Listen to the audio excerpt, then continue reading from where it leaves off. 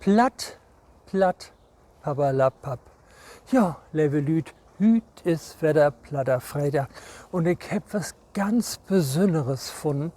Jo, und zwar zwei Socken. Der eine Sock ist hier unten zu sehen und der andere Sock, das zeige ich jo gleich. Und wie steht hier in den Adolf von Elmhof in Horburg. Ich wüs bis Sonntag nicht, wer wär. Adolf von Elm wäre ein ganz besonders wichtigen Menschen in Deutschland und in Hamburg. Er kam 1857 in die Stadt Wandsbek bei Hamburg auf die Welt und ist in Hamburg 1916 mit Eins und Unvermogen gestorben. Er war ein Tabakarbeiter und kam aus einer Familie, die Tabak verarbeitet hat. Und hat sich so einen heel wichtigen Gewerkschafter, Genossenschafter und Sozialdemokrat auf dem Pad gemacht. Was ich besonders wichtig finde, ist, dass er der Gründer von der Versicherung Volksfürsorge und von der Pro wär. Der Pro gibt das nicht mehr. Ich habe noch lernt. Der Pro wär ein Konsum-, Bau- und Sporverein mit Nomen Produktion. Woanders hätte das Konsum hätten. Hier könnt ihr sehen, Konterfei sehen und in düsse Inschrift von Düsse Tofel Dursteit, dem Förderer der Arbeiterbewegung, dem Wecker des Genossenschaftsdenkens, dem Manne der Tat, Adolf von Elm, gewidmet von der Volksfürsorge, gewerkschaftlich-genossenschaftliche Versicherung Aktiengesellschaft, Konsum- und Sparverein Produktion E GmbH, Großeinkaufsgesellschaft Deutscher Konsumvereine MbH, Zentralverband Deutscher Konsumvereine. So, und nun nochmal auf Hochdeutsch.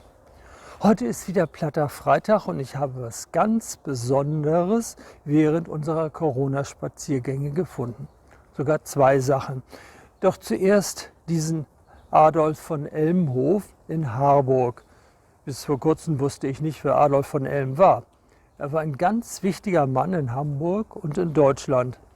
Wer genaueres wissen möchte, der googelt einfach mal.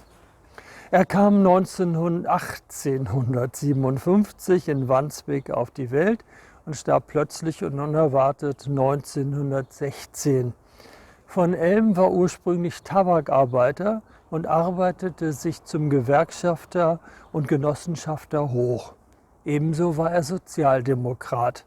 Adolf von Elm gründete die Versicherung Volksfürsorge und war Gründer der Konsumgenossenschaft Produktion, auch Pro genannt, wie der Konsum in Hamburg hieß. Die Älteren werden die Pro noch kennen.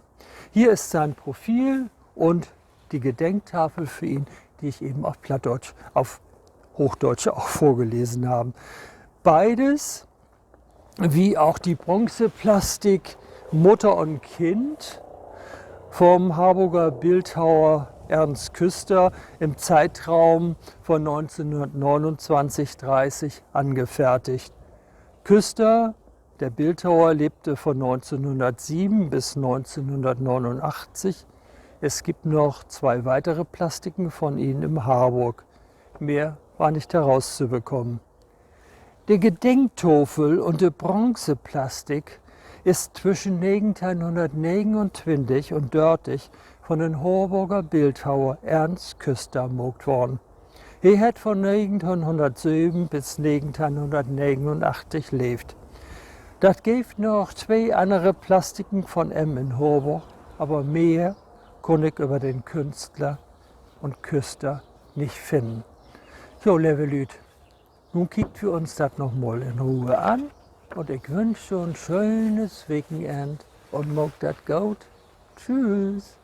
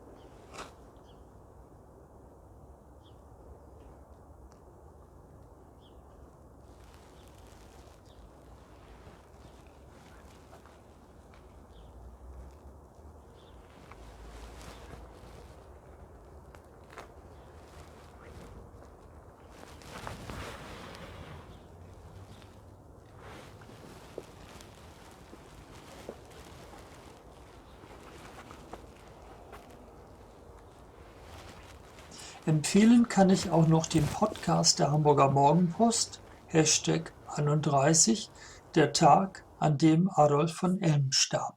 Sehr hörenswert.